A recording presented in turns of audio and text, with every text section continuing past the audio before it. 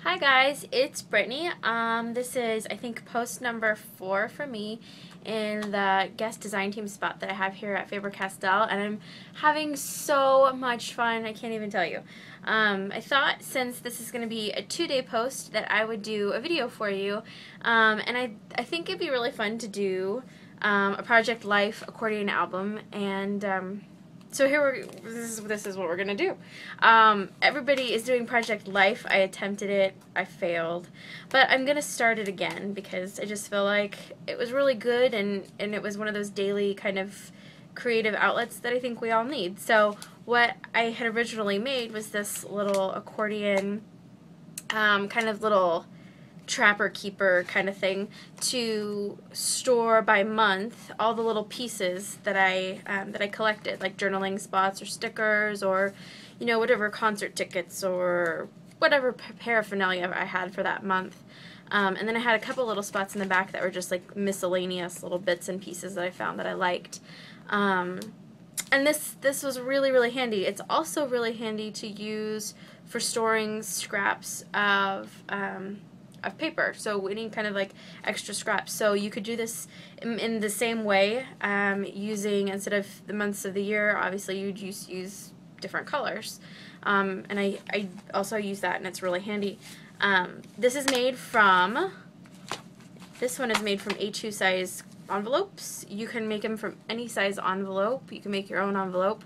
I think it's easiest just to cut down the pre-made ones. So for this, you're gonna need, depending on what you're doing, if you're doing months of the year, you're going to need 12 envelopes. If you're doing colors, I usually go with about 13-14 colors, so you'll need 14 envelopes. Then you're going to need some mixed media paper. You're going to need your mix and match pack, and I kind of am mixing and matching mix and match packs. Hope you don't mind, but I'm going to go with sort of a pink theme and maybe mix in some yellows and golds. You're going to need a pattern stamp, some Versamark, some clear embossing powder, and some ephemera that you might want to use to put on your cover. So go ahead and gather your materials, and I'll meet you back here. Okay, so now that you've got your envelopes all sorted out and your materials, the first thing you do is you take your envelopes, and you can do one of two things. Either you can take the flap and fold it inside like this so you don't see it, and maybe you lick the glue, moisten, dampen, whatever, make it stick to the inside. Or like I did, was to take my paper trimmer and then just cut off the top piece. So I'm left with, I think I chose 12. 1, 2, 3, 4, 5, 6, 7, 8, 9, 10, 11, I chose 13. Alright, so now that you have all of your envelopes cut, you need to just grab your favorite glue runner, which I use the Ungodly Huge one. It's the best one I've been able to find. It's also the cheapest one because I'm pretty heavy on my glue. You're going to take your first envelope, and the one on the very top is going to be covered with the cover of the actual little accordion album. So don't glue anything on the top one in the stack. You're going to flip that one over. Then you're going to go to the second envelope and run a line of glue all the way around the outside of it, like so. And then I just run a little blip across where the bottom flap of the envelope is. Then you take the top envelope, set it over it, line all the edges up, and then they're glued together. And you can start to see how they're going to make their own little pockets. So go ahead and do this to the whole stack, and we'll come back and move on. Alright, so now that we have our envelopes all put together, you can kind of see how it'll open accordion style. So now we're ready to do the outside of it, and if you look at it, it's really just like a little jacket that follows around the outside. It's one solid piece of paper, as all my stuff falls out. It's one solid piece of paper that I just decorated and then wrapped around the whole thing. So I'm going to, since this was just a piece of pattern paper and we're going to actually do some artsy stuff, I'm going to use this mixed media paper by Strathmore, which I think is awesome. It's super heavy.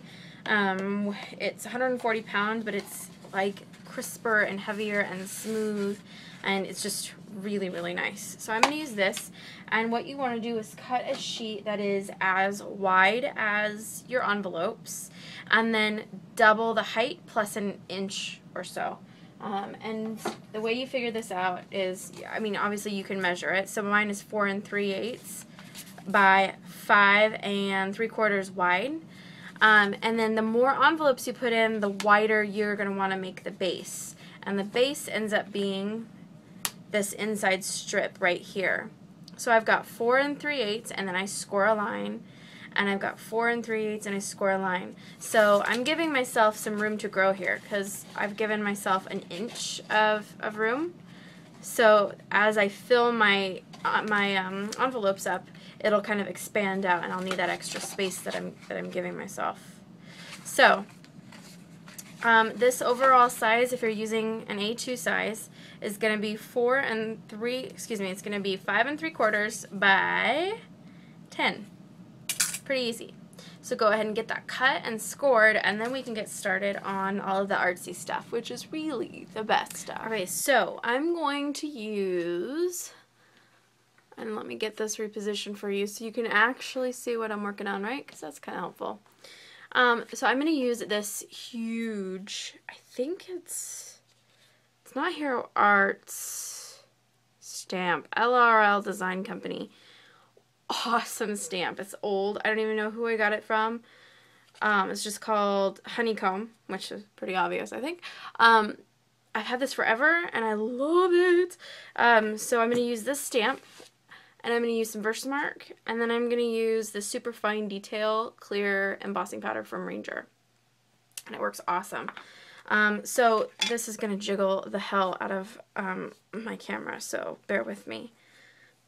So I just cover the stamp completely with the Versamark, trying not to give you motion sickness. Lay the front of it onto the stamp, and then just press pretty evenly. And then that will cover the whole front with a pattern in Versamark. Then immediately put some embossing powder all over the front of it. And I am just not at all shy. I dumped the whole thing out because I want to make sure that it gets really evenly covered so that the design shows through as best as possible. And then tap it off to a scratch sheet of paper. Give it a little tappy tappy. Alright. Now you probably can't see that. I can totally see the design on the light. It's awesome. Now I'm going to dump this shenanigan back into the bucket. Let's spill it everywhere. And then you just need to heat set this for, I don't know, it takes like 30 seconds or so. And I have the loud heat gun, this special loud, that only is quiet when it's on its side. I don't know how I was the luckiest girl to get that one. But I'm going to continue to heat this, and I'm going to do the whole rest of the sheets, and then we'll come back and we'll start inking it up. Alright, so I have gotten the whole thing stamped and embossed and somehow dirty. So now, I don't know if you can see it. It's very difficult. It's the light. Oh, okay, good. You can sort of see it. So I stamped one side, I stamped the other side, and then I put 2 sheets of paper down and stamped the middle, and somehow managed to totally miss the inside. So I'm kind of okay with that, because it's not that big of a deal. You're not going to see it, and it kind of makes it look a little bit distressed and aged. So work on a slick surface. You can use a craft sheet if you have one. This is what I always take with me places, but when I'm home I use this little placemat. I don't know. It's just happy and cheery and not brown. And not brown is good for me. So I'm going to take some pink gelato and just rub it on my work surface without jiggling the table too much. And get a good amount on there, and then I'm just going to spray it with water and make kind of a paint. Get a good amount of water on there. And I'm going to use this water-loaded craft paintbrush. This is one of the Tim Holtz ones by Ranger. and then just press in all of that gelato to get a really good creamy sort of pink going there. And it's going to just look like watercolor. So get it all mixed up and then just start brushing it all over the front of your cover. And we're going to give it a nice solid coat. And it's just going to stick where there is no embossing powder.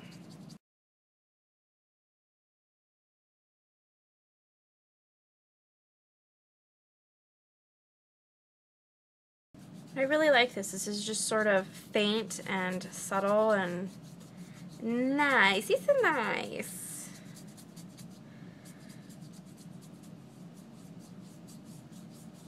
Okay. Flip this to make it a little easier. And then just finish up this side of it. And if you get a little glob on here, it's kind of nice because it just darkens up your paint. So just go with it and then work it until it's all spread and filled in. Okay, so we're just about finished. You darken a little bit up. Use up all the liquid that's on your surface. Might as well use it rather than just let it sit there, right?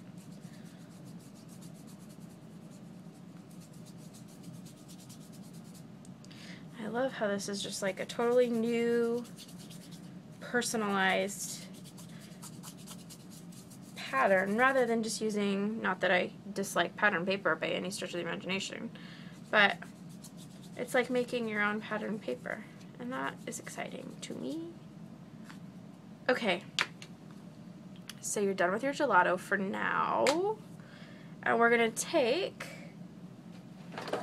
a little piece paper towel and just blot up the extra. Do a little rubby rub.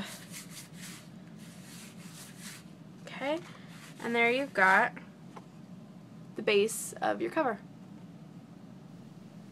So we've used the gelato from your mix and match pack, and now I'm going to use the metallic Pitt artist pen, and all I'm going to do is just hit a couple of these little hexagons randomly, and gosh, that's messy.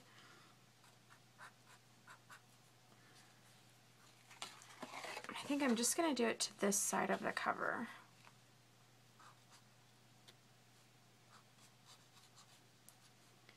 And once we cover this with a gel medium, it'll kind of tone it down a little bit. And it just makes for some interesting pattern.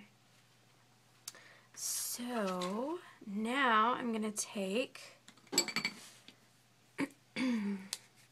this is Pearl Pen from Viva Decor, upside down, and I love me some Pearl Pen.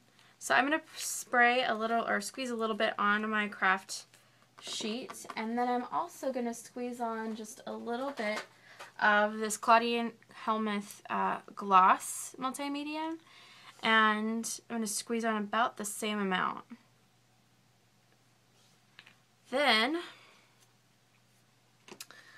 and I haven't done this before, so you have to bear with me. I think I'm going to use this sort of greeny tealy color of gelato and go and just spread on a little bit on my craft sheet next to it. Spray a little bit more water.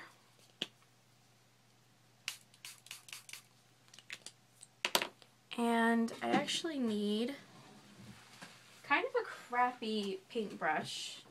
We've got to have one. We all do. And actually, I think I'll use...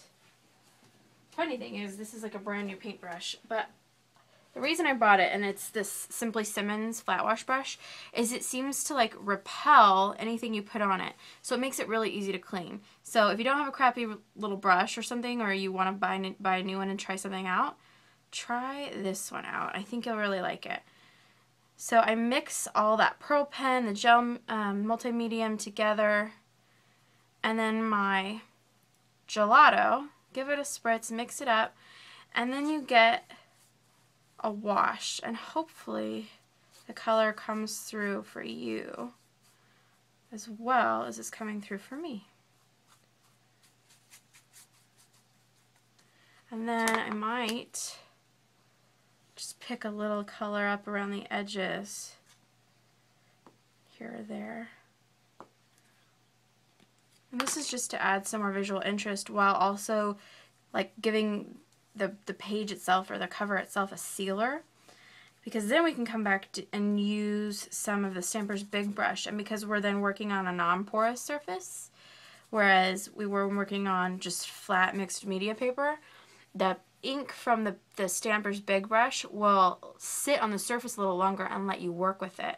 So it's kind of serving multiple purposes to add this Pearl Pen multi-medium gelato mixture.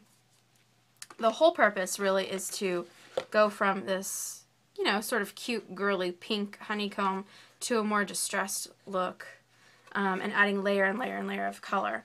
So you can kind of see where that metallic artist pin is breaking up a little bit and sort of bleeding out, and it just helps to add to that aged effect. So what I'm going to do for the rest of the video is just work on this one side so you can kind of see where we started and then all the different steps to get to get to where we're going. So I'm going to let this dry and then we'll come back and do some more fun stuff.